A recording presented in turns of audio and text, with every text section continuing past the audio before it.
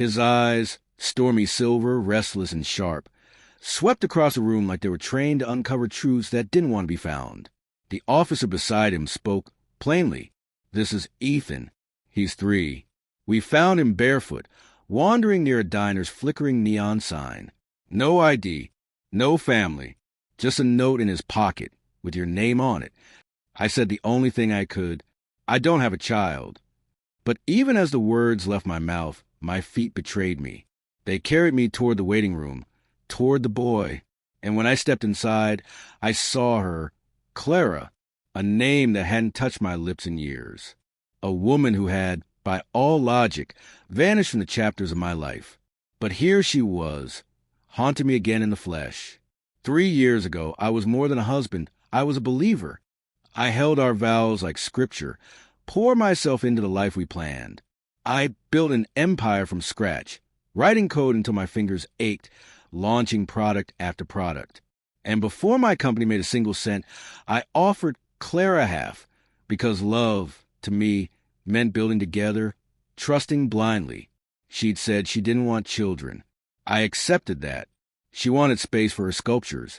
I respected that too. I kept the house quiet, gave her room to breathe and create. I thought that was love. Instead, I was making room for someone else to slide into the space I cleared.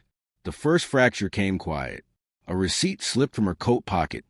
2 smoothies, one with extra whipped cream. Clara couldn't tolerate dairy.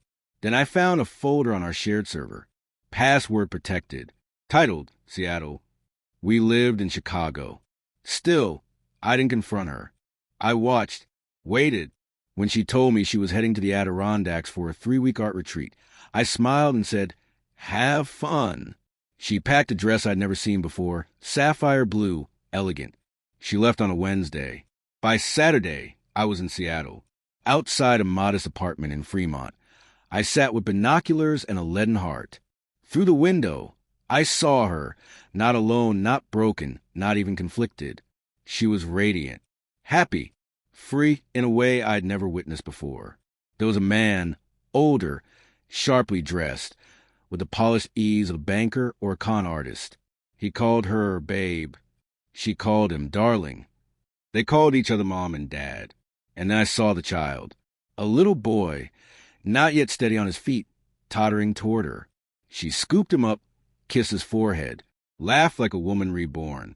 And I didn't break in. I didn't scream. I flew home, cooked dinner, kissed her cheek when she returned weeks later, reeking of cheap motel shampoo and expensive lies. Over the next 2 years, I unraveled her web thread by thread. I didn't argue. I didn't accuse. I simply moved pieces. Quietly bought her out of my company using a shell corporation she wouldn't recognize. She signed the documents without hesitation, her focus elsewhere. 8 months later, I filed for divorce. She agreed without protest. She got the loft. I kept the liquidity. Let her live inside a shell while I rebuilt something unshakable. I waited, patiently, until she forgot how much I'd seen. Until the man she'd abandoned everything for discovered the truth, that I had been her husband, not her stepping stone. That she had married while already building another life. He vanished.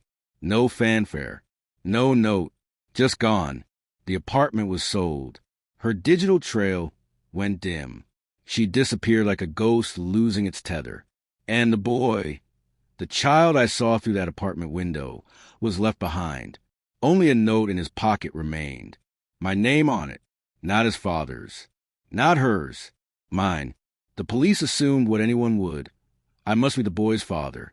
I kept my voice calm when I denied it. Requested a paternity test. While waiting for results, I followed the rest of her unraveling. Turns out, the man she left me for had never been wealthy. He'd bled her accounts dry, then vanished into Thailand with a fake passport and a trail of debt. She was penniless. No home. No savings. Just a boy she could no longer care for. And in her desperation, she scrawled my name onto a scrap of paper, as if it would save her, as if it still meant something. The paternity test confirmed what I already knew. Ethan wasn't mine. Still, I asked the police to contact her. She arrived at the station thin, pale, mascara streaked across her face. She looked like she hadn't slept in days, maybe weeks.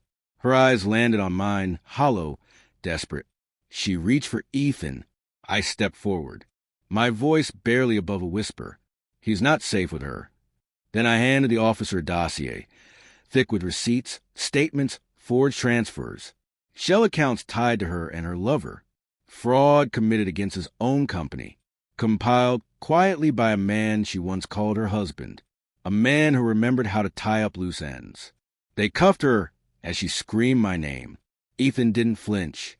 Today, he lives with a foster family, a kind couple with a gentle dog. Last month, they sent me a photo. He was holding a puppy, smiling wide enough to steal the breath from my chest. I keep that photo. I don't know why. Maybe because he survived her the same way I did. Maybe because his smile is proof that innocence can outlive betrayal. I'm not a father, but I am a man who keeps records. A man who remembers. And sometimes that's enough. She thought my name would shield her. I made it a weapon.